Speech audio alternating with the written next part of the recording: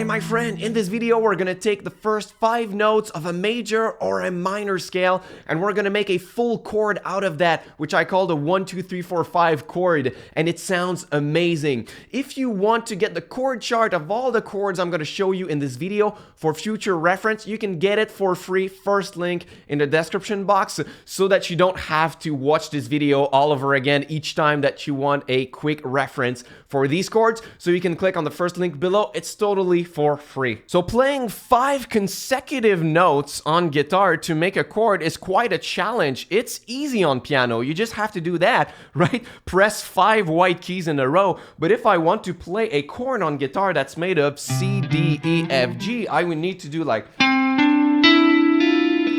it's impossible, it's too stretchy. So in order to pull that off, we have to prioritize using open strings to make playable voicings and then spread out the notes over different octaves, right? And if the friction of the chord is more at the bottom or at the top, it's going to sound different. So we have many options here.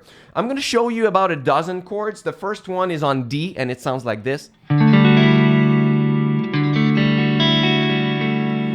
So yeah, it's a D spread triad. If we play a spread triad and we open the third and first strings, we can add the second and the fourth, right? So it's the equivalent of playing 1, 2, 3, 4, 5, 1, 2, 3, 4, 5, just on different octaves, right? So now the second of the chord is the open first and the fourth is the open third, right? Another one that I love is on A minor. It sounds like this. So it's the same thing, but with a minor scale. 1, 2, minor 3, 4, 5.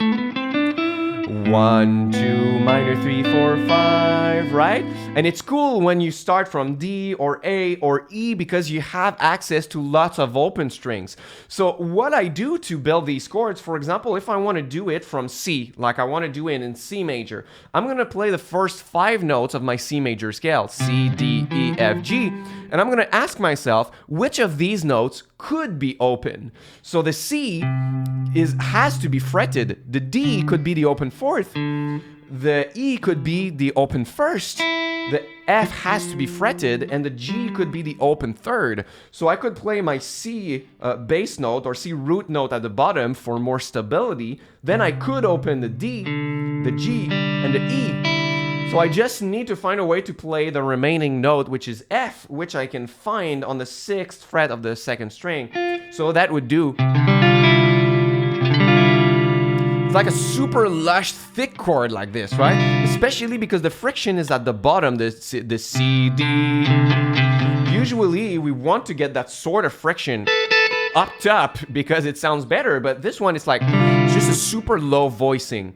And if I wanted it to be a C minor, for example, then I cannot play the open first because that's the major third and I want the minor third. So I would have to refret things like this. And now, since I cannot play my F here anymore, I would have to play it on the 1st fret of the 1st string. So that it would sound like this. So it's really cool to take chords that you already know and try and ask yourself, how could I incorporate more open strings and fit all for the first 5 notes in it, right? Another one that I love is on G. Yeah, I used to play it like this. And I just found out that there's a way to play that a lot easier because the open second is the major third of the chord, right? And the open fourth is also the 5th of the chord. So I just need to add the 2nd and the 4th. And then if you shift that 1 fret above, and you add the 5th of the chord on the 6th fret of the 5th string, it's gonna make an A flat minor cluster chord like this. Because I call that a 1, 2, 3, 4, 5 chord, but you could call that a cluster also, or a add 9, 11 chord. You could use many names for it. So I love to use chromatic chords one after another. So if you practice the G and then the A flat minor, you could create like some prog music or like super lush chords with a little motif.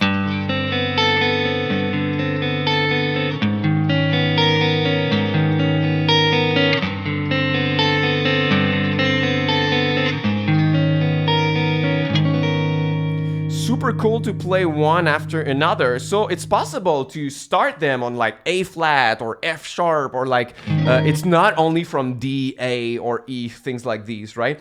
Another one that I like is from E, so that's an E major. So you understood that I alternate between major and minor chords, right? So it goes like this. So same thing here, I started from an E major. I said I'm gonna add the second of the chord like this, which is a common voicing, but now if I want to add the fourth of the chord, I need to play A, so I would need to shift my index like this. But now I don't have a third anymore in the chord, so where can I find this note? The G sharp. I could find it here, one octave higher, and then because of that I can play the full chord, right? So it's 1, 2, 3, 4, 5. Really, really cool. On D minor, you could take the same principle of playing the D spread triad, but instead of a major spread triad, you could play a minor spread triad. And then you have the same principle, right? 1, 2, 3, 4, 5. 1, 2, 3, 4, 5. Really cool. For example, if I wanted to start it from E flat, it seems impossible like this, right? Because it's like E flat is, most of the times we tune the guitar in E flat if we want to play in E flat. It's like the less guitaristic key of all, right? But if you look at the first 5 notes, you have E flat, F, G, A flat, B flat. So we cannot have an open string for all the flats, right? The E flat, the A flat, the B flat, nor the F, but the G could be the open third, right? And if I refret all the 6th fret for the rest, I have a full E flat chord that's really playable. Maybe that's a little bit cramped in the same space, right? But that's a really cool chord. So sometimes it seems impossible, but it's really doable. And then if you shift that 1 fret above and you play the open E, then that's an E minor cluster chord. So once again, you could have like a one after another in a chromatic fashion.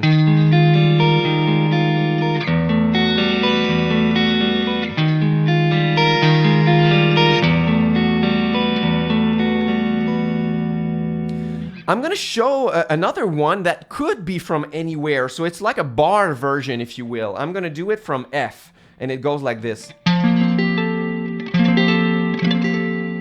So what I did is I played like an F chord, like the G shape, right?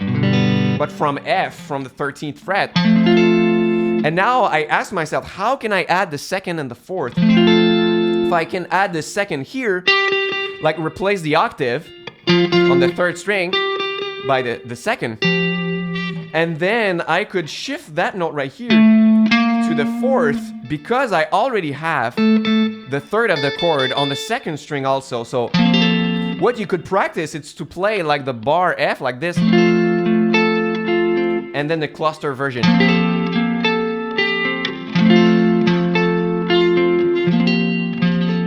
And then you can play that anywhere if you want.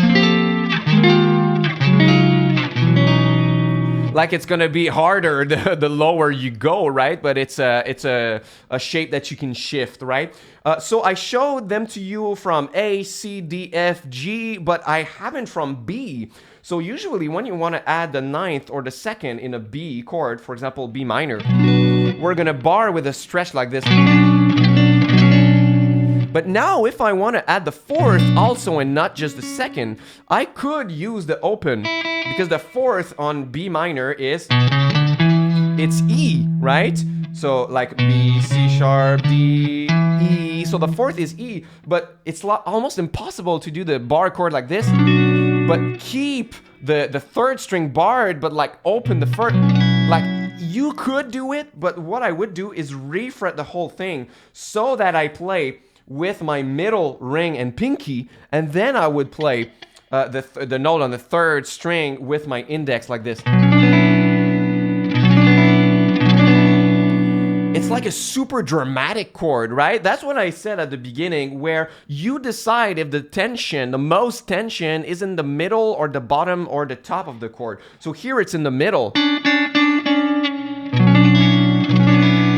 And usually it's more balanced this way, but it could be at the bottom, like the C chord. Like the tension is here, right? And a chord for, like, for example, the D minor, the tension is up top.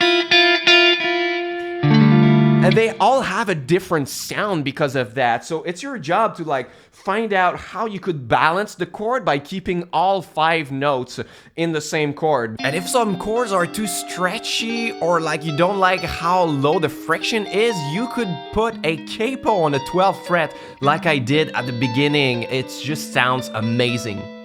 So that's it for me today. If you want the full chart, you can get it. First link in the description box for future reference. It's totally for free. And in my full online course on guitar chords that's called Chords program, I go way further with that concept, right? I show you chords from each starting point, from B flat, from G, like G sharp, all of these places, like more barred voicings. And we do it for all notes in major, minor, and even like Lydian chords and with modes like this, like the same kind of cluster chords with modes. So if you want to go further and you want to check that out, I think it's like the 22nd module of that full online course. It's like a really big course on chords. So you can check that out in the description box below. But you can also only take the free chord chart if you want. So thank you so much for watching and see you soon. Until next time, au revoir.